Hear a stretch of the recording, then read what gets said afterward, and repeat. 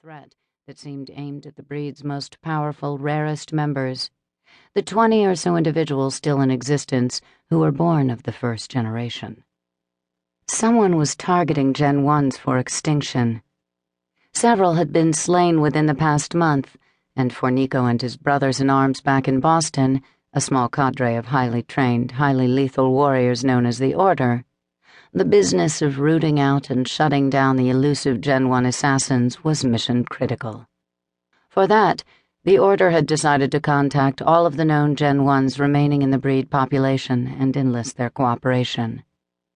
Sergei Yakut had been less than enthusiastic to get involved. He feared no one, and he had his own personal clan to protect him.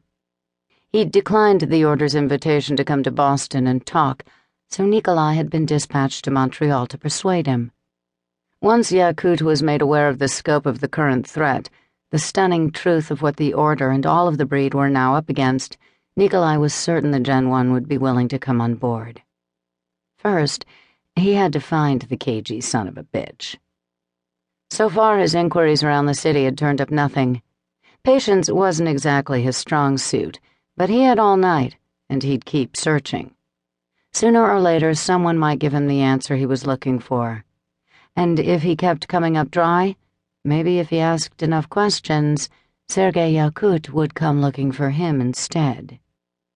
"I need to find someone," Nikolai told the 4 breed youths. "A vampire out of Russia. Siberia, to be exact."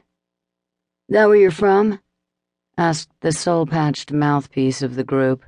He'd evidently picked up on the slight tinge of an accent that Nikolai hadn't lost in the long years he'd been living in the States with the Order. Niko let his glacial blue eyes speak to his own origins. "Do you know this individual?" "No, man, I don't know him." 2 other heads shook in immediate denial, but the last of the 4 youths, the sullen one who was slouched low in the booth, shot an anxious look up at Nikolai from across the table. Nikolai caught that telling gaze and held it. "What about you?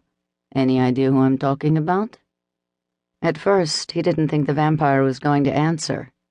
Hooded eyes held him in silence. Then finally, the kid lifted one shoulder in a shrug and exhaled a curse. "Sergei Yakut," he murmured. The name was hardly audible, but Nikolai heard it. And from the periphery of his vision, he noticed that an ebony-haired woman seated at the bar nearby heard it too. He could tell she had from the sudden rigidity of her spine beneath her long-sleeved black top, and from the way her head snapped briefly to the side, as though pulled there by the power of that name alone. "You know him?" Nikolai asked the breed male, while keeping the brunette at the bar well within his sights. "I know of him, that's all. He doesn't live in the Dark Havens," said the youth, referring to the secured communities that housed most of the breed's civilian populations throughout North America and Europe. "Dude's one nasty mofo from what I've heard." "Yeah, he was," Nikolai acknowledged inwardly. "Any idea where I might find him?" "No." "You sure about that?" Nikolai asked, watching as the woman at the bar slid off her stool and prepared to leave. She still had more than half a cocktail in her glass, but at the mere mention of Yakut's name, she seemed suddenly in a big hurry to get out of the place. The breed youth shook his head. "I don't know where to find the dude. Don't know why anyone would willingly go look for him either, unless you got some kind of death wish." Nikolai glanced over his shoulder as the tall brunette started edging her way through the crowd gathered near the bar. On impulse, she turned to look at him then, her jade-green gaze piercing beneath the fringe of dark lashes and the glossy swing of her sleek chin-length bob. There was a note of fear in her eyes as she stared back at him, a naked fear she didn't even attempt to hide. "I'll be damned," Niko muttered. She knew something about Sergei Yakut. Something more than just a passing knowledge, he was guessing. That startled, panicked look as she turned and broke for an escape said it all. Nikolai took off after her. He weaved through the thicket of humans filling the club, his eyes trained on the silky black hair of his quarry.